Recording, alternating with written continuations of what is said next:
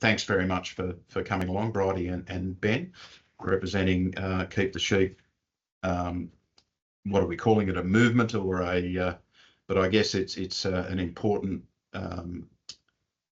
pushback to our political leaders that we're not happy with the decisions that have been made, and we're fearful that there'll be more of those in the future. And the Keep the Sheep. If you could just give us, Ben, a brief overview of how it started and what your wins have been and what the challenges have been so far. Well, basically how Keep the Sheep started was with the Albanese government announcing the abolishment of live exports by sea, sheep by sea. For me personally, it started as I was the vice president of LRTA WA. I had a few members ring wanting to know what we're going to do about it, how we can push back on it.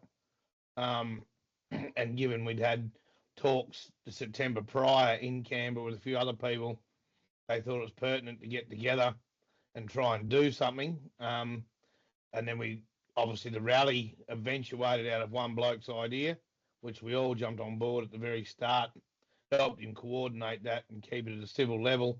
And from there on, it's just exploded. Yeah, it has. And it's got really good press. And like I say, we've been watching intently at the reactions from the wool producing and sheep community, especially in the eastern states here. And it's been a topic that has been widely, pushed to the front of people's minds, and social media is a great way to gauge that on the number of hits and activities there. And I noticed the second phase of that was pushing back into the West Australian politicians, given that you wanted to apply some pain to those guys in the pressure in the Labor seats. How's that gone?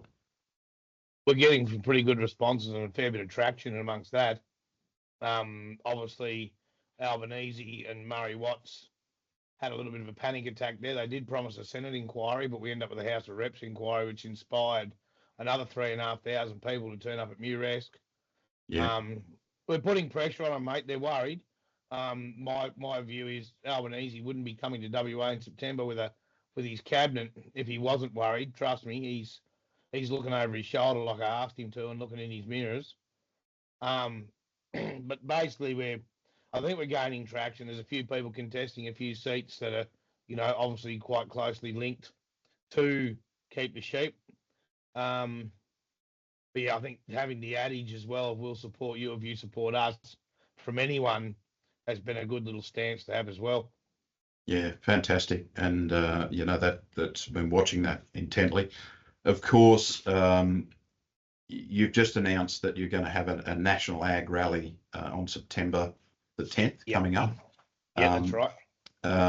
I guess, when we read that initially, my thoughts were, how do we help you guys extend that news out to as many people in the country as we can to get behind you and support it and really give it some extra kudos with bodies if we've got to, but certainly, and some financial support to help. Yes. I've just come back from the Victorian Livestock and Rural Transporters Conference, and like you said, it is on the tips of everyone's tongue. Anyone's got anything to do with sheep, be it wool, fat lamb, whatever's going on, they're all thinking about it. They're not as responsive as we are in the West, I suppose, because we're feeling the pain first.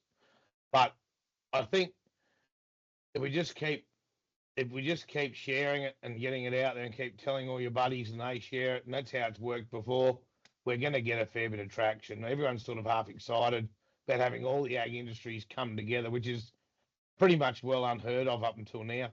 Yeah. So what's it look? I was going to say we've had about 85,000 signatures now, and heaps of messages from people saying, yes, we want you to fight this like hell.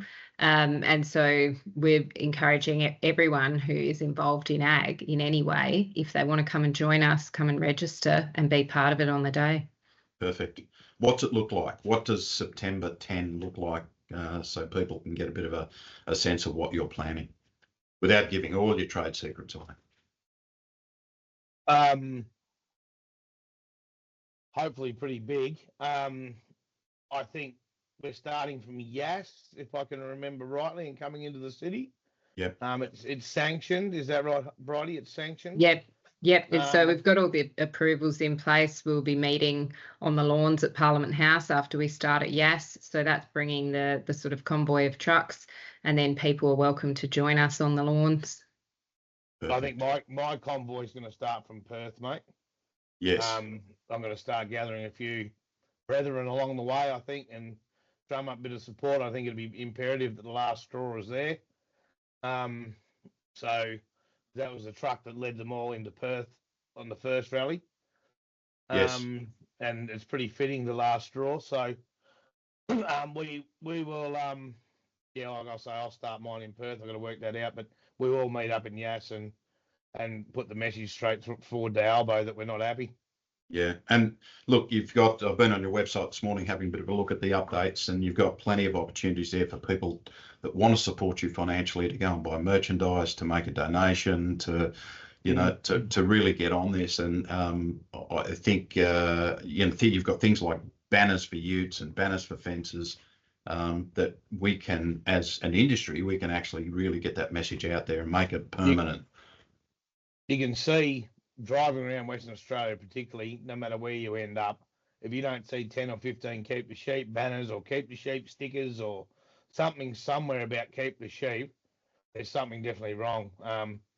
Most of the local hotels have got them banners hanging up on their walls, and farmers have got them hanging on their gates, and it's on the backs of trucks still, and it's on utes, it's on stickers everywhere. There's mums and dads in Perth with it on their tailgates. I think it's really starting to spread, and we're starting to see that in the east now, particularly with the scarves. Yeah. Scarves are everywhere. Even last weekend at the Victorian Conference, the LRTAB, there was, I reckon I counted 15 scarves walking around.